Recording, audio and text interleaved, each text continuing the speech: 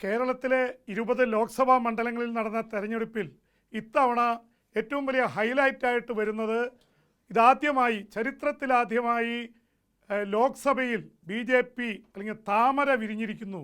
തൃശ്ശൂരിൽ നിന്ന് സുരേഷ് ഗോപി 74,000-ൽ പരം വോട്ടിന് വിജയിച്ചു എന്നുള്ളത് ഒരുപക്ഷെ ഈ തെരഞ്ഞെടുപ്പിലെ ഏറ്റവും വലിയ അട്ടിമറികളിലൊന്നായി BJPയെ സംബന്ധിച്ചിടത്തോളം കേരളത്തിൽ അവരുടെ ആദ്യത്തെ ഫുട് ഹോൾഡ് എന്ന രീതിയിൽ കാണേണ്ടി വരും.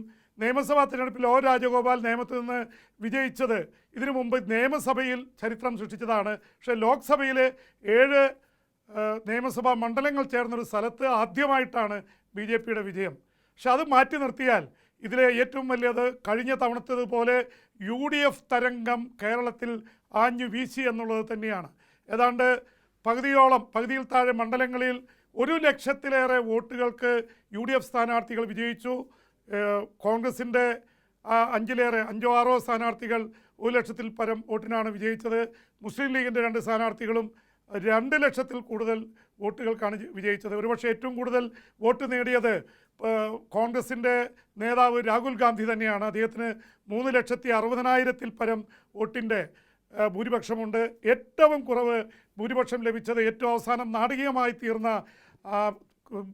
ഭൂരിപക്ഷം മാറിമറിഞ്ഞ തെരഞ്ഞെടുപ്പിൽ അടൂർ പ്രകാശ് വിജയിച്ചതാണ് ആറ്റിങ്ങലിൽ 1,708 വോട്ടിന്. അപ്പോൾ 1,708 വോട്ട് ഏറ്റവും കുറഞ്ഞതും രണ്ടും കോൺഗ്രസ് സ്ഥാനാർത്ഥികൾക്ക് തന്നെയാണ്. അതിനിടയിൽ ഒരുപക്ഷെ ഇടതുപക്ഷത്തിന് വലിയ തിരിച്ചടി ഈ തെരഞ്ഞെടുപ്പിലുണ്ടായി എന്നുള്ളത് യാതൊരു സംശയവുമില്ല. ലോക്സഭാ തെരഞ്ഞെടുപ്പ് 2019 ഇതേ തിരിച്ചടി ഉണ്ടായിരുന്നു. അന്ന് 19 സീറ്റ് UDFും 1 സീറ്റ് ആലപ്പുഴയിൽ ആരിഫാണ് CPMന് വേണ്ടി LDFന് വേണ്ടി വിജയിച്ചത്. പക്ഷേ ഇത്തവണ ആലപ്പുഴ വൻ ഭൂരിപക്ഷത്തിന് KC വേണുഗോപാൽ വിജയിച്ചു. അപ്പോൾ അതുകൊണ്ട് തന്നെ ആ സീറ്റ് നഷ്ടമായി. പക്ഷേ ആലത്തൂരിൽ കഴിഞ്ഞ തവണ രമ്യ ഹരിദാസാണ് വിജയിച്ചതെങ്കിൽ ഇത്തവണ രമ്യ ഹരിദാസിനെ തോൽപ്പിച്ചുകൊണ്ട് 22,000 വോട്ടിന് മന്ത്രി K രാധാകൃഷ്ണൻ വിജയിച്ചു എന്ന വാർത്ത അതാണ് ആകെ LDFിൻ്റെ ഒരു ആശ്വാസ ജയമായിരിക്കുന്നത്. UDFനെ സംബന്ധിച്ചിടത്തോളം UDFന് 2 സ്ഥലത്തും ഭരണമില്ലായിരുന്നു.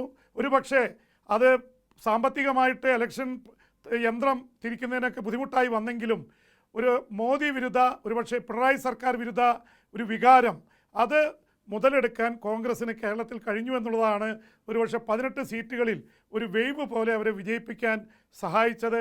എന്ന് മാത്രമല്ല കഴിഞ്ഞ തവണത്തെ പോലെ ഏതാണ്ട് അതേ സ്ഥാനാർത്ഥികളെ തന്നെ നിർത്തി വിജയിപ്പിക്കാൻ കഴിഞ്ഞു എന്നുള്ളതും യാഥാർത്ഥ്യമാണ്. അതിലൊരു പക്ഷേ കോൺഗ്രസിൻ്റെ UDFിൻ്റെ ഏറ്റവും വലിയൊരു ഇടപെടൽ നടന്നത് വടകരയിലാണ്. വടകരയിൽ ശൈലജ ടീച്ചർ സ്ഥാനാർത്ഥിയായിട്ട് വന്നപ്പോൾ K മുരളീധരൻ അവിടെ നിലനിൽക്കുന്ന സ്ഥാനാർത്ഥിയാണ്. ശൈലജ ടീച്ചർക്ക് ഒരു മേധാവിത്വമുണ്ടെന്നുള്ള രീതിയിൽ പ്രചരണം വന്നു. ആ സമയത്താണ് K മുരളീധരനെ തൃശ്ശൂരിലേക്ക് മാറ്റുകയും അവിടെ വടകരയിൽ ഷാഫി പറമ്പലിനെ ഒരു പ്രത്യേക തരത്തിൽ നാടകീയമായി അവതരിപ്പിക്കുകയും ചെയ്തു. അവിടെ ന്യൂനപക്ഷ വോട്ട് ബാങ്കുകളെ കൺസോൾട്ടേറ്റ് ചെയ്യുന്നതിൽ മലബാറിൽ ഒരു മുസ്ലിം കൺസോളിഡേഷൻ UDFന് അനുകൂലമായിട്ട് ഉണ്ടാകുന്നതിൽ അത് പങ്കുവഹിച്ചിട്ടുണ്ട്. പ്രത്യേകിച്ച് നിയമസഭാ തിരഞ്ഞെടുപ്പിൽ അത് പിണറായിയുടെ നേതൃത്വത്തിലുള്ള LDFനാണ് ആ ഒരു ലിവറേജ് അല്ലെങ്കിൽ ഒരു മുൻതൂക്കം മലബാറിൽ ലഭിച്ചത്. ഭൂരിപക്ഷം ലഭിച്ച മണ്ഡലങ്ങൾ നോക്കിയാലും മലബാറിലാണ് കൂടുതൽ. അത് കണ്ണൂരിലായാലും അതുപോലെ തന്നെ വയനാട്ട്, മലപ്പുറത്ത്, പൊന്നാനിയിൽ ഒക്കെ ലക്ഷങ്ങളുടെ ഭൂരിപക്ഷത്തിലേക്കാണ് പോയത്. അപ്പോൾ അതുകൊണ്ട് തന്നെ ആ ഒരു കോമ്പിനേഷൻ മുസ്ലിം ലീഗ് കോൺഗ്രസ് കോമ്പിനേഷൻ കൃത്യമായി വർക്കൗട്ട് ചെയ്തു മലബാറിൽ. മധ്യ കേരളത്തിൽ വന്നപ്പോഴും ഒരുപക്ഷെ ഇവിടുത്തെ ന്യൂനപക്ഷങ്ങളിൽ കൂടുതൽ വരുന്നത് ക്രൈസ്തവ സമുദായത്തിൽപ്പെട്ടവരാണ്. ഒരു സെക്യുലർ ഇതിൻ്റെ ഒപ്പം തന്നെ ക്രൈസ്തവ ഭൂരിപക്ഷ മണ്ഡലങ്ങളിലൊക്കെ വൻ ഭൂരിപക്ഷത്തിനാണ്. ഇടുക്കിയിൽ 1,00,000-ൽ പരം വോട്ടിനാണ് ഡീൻ കുര്യാക്കോസ് വിജയിച്ചത്. അതുപോലെ തന്നെ ഫ്രാൻസിസ് ജോർജിനും വലിയ ഭൂരിപക്ഷം കോട്ടയത്ത് ലഭിച്ചിരിക്കുന്നു. എറണാകുളത്ത് ഹൈബിക്ക് 1,00,000-ൽ കൂടുതൽ ഏതാണ്ട് 2,00,000-ൻ്റെ ഭൂരിപക്ഷം എത്തിയിരിക്കുന്നു. അപ്പോൾ പ്രത്യേകിച്ച് ഈ ന്യൂനപക്ഷങ്ങൾക്ക് ആഭിമുഖ്യമുള്ള മധ്യ തിരുവിതാംകൂറിലെ എല്ലാ സീറ്റുകളിലും വലിയ ഭൂരിപക്ഷത്തിന് UDFിൻ്റെ കോൺഗ്രസിൻ്റെ സ്ഥാനാർത്ഥികൾ വിജയിച്ചു എന്നാണ് കാണുന്നത്. CPMന് അല്പം കൂടി കുറച്ചും കൂടി നല്ല പ്രകടനം കാഴ്ചവെക്കാൻ പറ്റിയത് തെക്കൻ മേഖലയിലാണ്. അവിടെ പ്രത്യേകിച്ച് ആറ്റിങ്ങലിൽ ഇഞ്ചോടിഞ്ച് പൊരുതിയാണ് അവിടെ V ജോയി ഇടതുപക്ഷ സ്ഥാനാർത്ഥി പരാജയപ്പെട്ടത്. ഒരുപക്ഷെ തിരുവനന്തപുരത്ത് BJPക്ക് അഭിമാനിക്കാൻ കഴിയുന്നത് ശശി തരൂരിനെ പോലെ ഒരു വിശ്വപൗരനോട് അവസാനം വരെ ഏറ്റുമുട്ടി നിന്നു രാജീവ് ചന്ദ്രശേഖരൻ എന്ന കേന്ദ്രമന്ത്രി. 15,000 വോട്ടിനാണ് അദ്ദേഹം പരാജയപ്പെട്ടത്. പന്ന്യൻ രവീന്ദ്രൻ അദ്ദേഹം 3-ാം സ്ഥാനത്തേക്ക് പോയി എന്ന ഇത് വരുന്നു.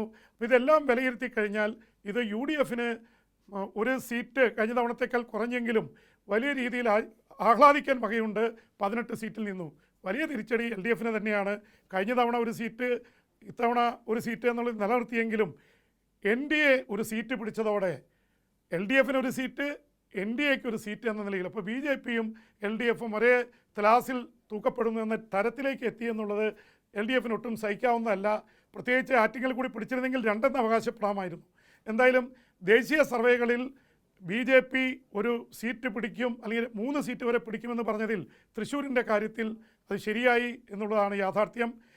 എന്തായാലും ഇതിൽ കാണേണ്ട ഒരു കാര്യം, പൊതുവെയുള്ള വോട്ടുകൾക്ക് പുറമെ ഒരു ന്യൂനപക്ഷ കൺസോളിഡേഷൻ, മുസ്ലിം ക്രൈസ്തവ വോട്ടുകളുടെ കൺസോളിഡേഷൻ ഉണ്ടായിരിക്കുന്നത് UDFന് അനുകൂലമായിട്ടാണ്. അവർ ഭരിക്കുന്നില്ല എന്നുള്ളത് തന്നെയായിരിക്കാം ഒരു കാരണം. മോഡിക്കെതിരെയുള്ളൊരു വികാരം അത് കോൺഗ്രസിന് അനുകൂലമായി മാറി, അത് ഇടതുപക്ഷത്തിന് അത്ര അനുകൂലമായിരുന്നില്ല എന്നാണ്.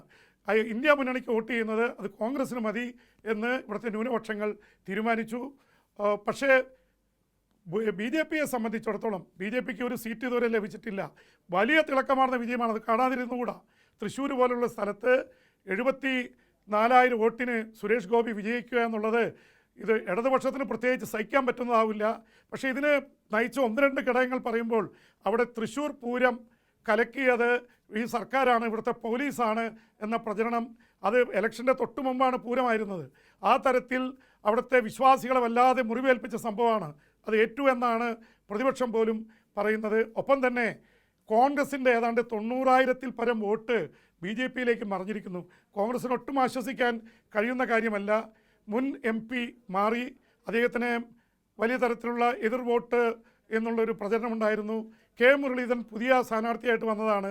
മുരളീധരത്തിന് വലിയ പാർട്ടി മിഷനറി ഇല്ലായിരുന്നു. അദ്ദേഹം തന്നെ പറഞ്ഞു, കോൺഗ്രസ് നേതാക്കൾ തന്നെ പാളയത്തിൽ പട നയിച്ചു എന്ന് പറഞ്ഞു. എന്തായാലും സുരേഷ് ഗോപി 6 മാസം മുമ്പേ നന്നായിട്ട് വർക്ക് ചെയ്തു. അദ്ദേഹം കരുവന്നൂർ സഹകരണ ബാങ്ക് പ്രശ്നത്തിലടക്കം നന്നായി ഇടപെട്ടു, പൂരം പ്രശ്നത്തിൽ ഇടപെട്ടു. അതുപോലെ തന്നെ ന്യൂനപക്ഷങ്ങളായിട്ടുള്ള ക്രൈസ്തവ മേഖലയിൽ നല്ല രീതിയിലുള്ള ഇടപെടൽ നടത്തി എന്നാണ് ബോധ്യമാകുന്നത്. പ്രത്യേകിച്ച് അവിടുത്തെ ന്യൂനപക്ഷങ്ങളിൽ ക്രൈസ്തവ വോട്ടുകൾ ചില മേഖലകളിൽ സുരേഷ് ഗോപിക്ക് അനുകൂലമായി തീർന്നു. ഇതെല്ലാം കൂടി ചേർത്താണ് ആരും പ്രതീക്ഷിക്കാത്ത 74,000 വോട്ടിൻ്റെ ഭൂരിപക്ഷത്തിൽ സുരേഷ് ഗോപി വിജയിച്ചത്.